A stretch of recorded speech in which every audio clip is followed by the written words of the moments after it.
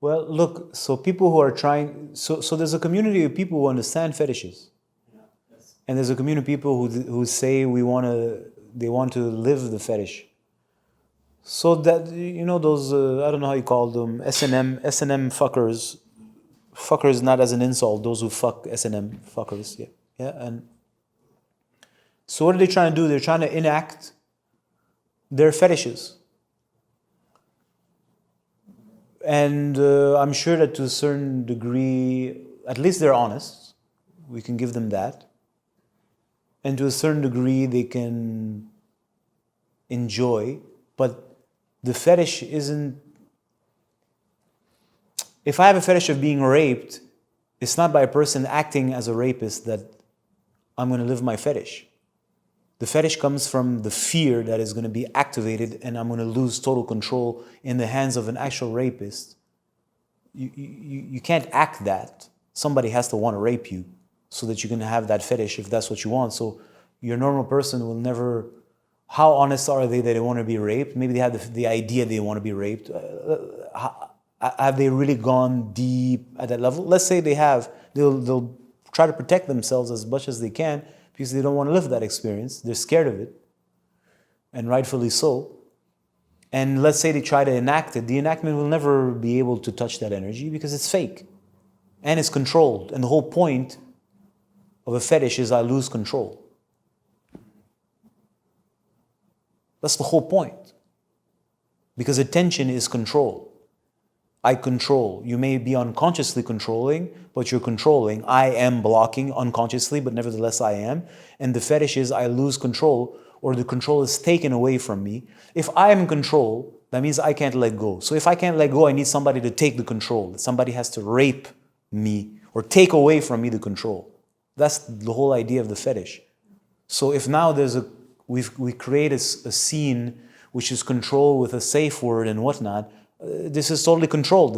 It will never be able to get to the bottom of the fetish. So in that world, the S&M world, there's the people who live at the surface. It's a more casual thing. You can buy a video or DVD that doesn't exist anymore. You can take an online course about this bullshit. And then there are people who take this shit fucking seriously, and it becomes more like underground and more underground and more underground, and because it becomes more raw and more violent. And from what I gather, it's never enough. So it just increases. Either because they never get the actual fix, or because it doesn't solve the issue. It's like you take drugs, you need more. And once let's say, if I'm holding on to something, and I'm not letting it go, which is the equivalent of attention in your system, right? In order for somebody to open my hand, they're going to break it open. I'll open, they'll take it away. So for a moment, I lost control. And my hand is going to close back in a second. I assure you now it's going to close back probably three to four times harder and tighter than the first time. Which means that the next time I want to have a release, the person who's going to have to open my hand is going to have to be all the more intense. So, because we have never resolved the issue. So yeah, I have a fetish, and like I told you, a fetish is not a resolution of the problem. A fetish is I need somebody to take away the control of me so for a moment I can have a release. But there is no resolution. Because the resolution is not in the fetish. It's not in the fetish, but it's not the fetish. The resolution is to understand, overstand, and understand. Understand, overstand, and understand the actual cause of the blockage. So if you're running away from the fetish or running to the fetish, you don't have space to be present and there's no room for consciousness to emerge.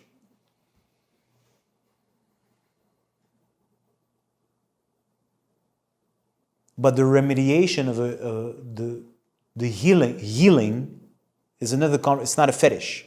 Healing is a whole other game. And healing means to address the actual cause of the blockage, that one of its symptoms is the fetish.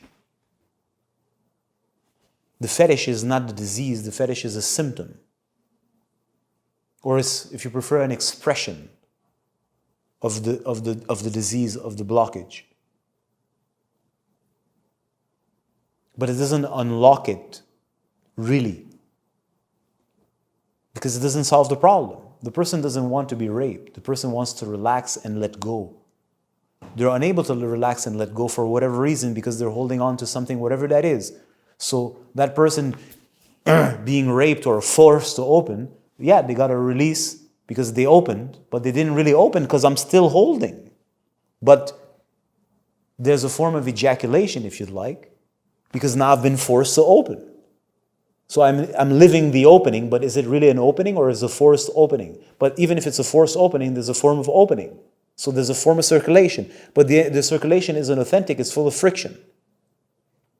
But from a point of view, there's an experience of an opening. Although it's not really an opening, it is a form of opening, and it's going to come tainted with a bunch of emotions, which is going to be all of it is going to be poured in so that you can have and you can come from all the pores that you can possibly, so that you can have that so-called release. But it's not release, it's not a genuine release. Release means I let go. That's not a let go, so it's not really a release, it's induced. Like an induced coma. It's induced.